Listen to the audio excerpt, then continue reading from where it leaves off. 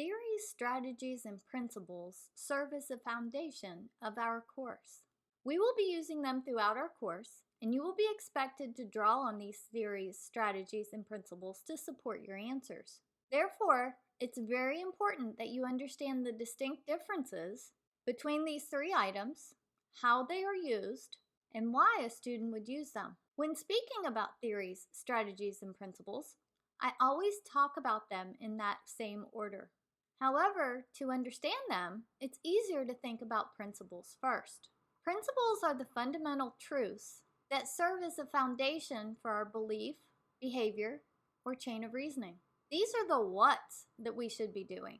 For example, Cusio and others' whats include 1. Active involvement, 2. Utilizing resources, 3.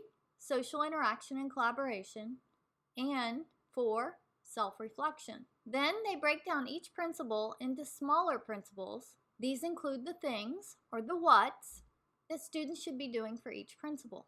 Theories are scientifically accepted general principles offered to explain something. And learning theories are scientific ideas to explain how humans obtain knowledge and skills. Theories explain the whys of what we do and the whys of how we learn. For example, the theory of fixed and growth mindset explains why we often feel disgruntled, upset, and like a failure when we make a mistake. Strategies are plans of action to achieve a defined goal.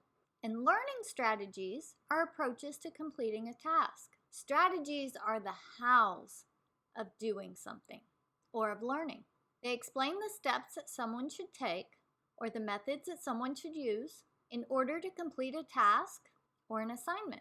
An example of a strategy is knowing how to find the missing side of a right triangle using the Pythagorean theorem.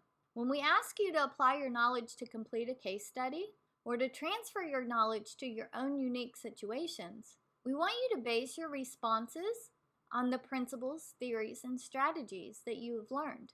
In other words, we want you to explain what the case study subject, or yourself, should be doing, which would be the principles, why he, she, or you should be doing it, the theories, and how he, she, or you can actually accomplish the task, the strategies.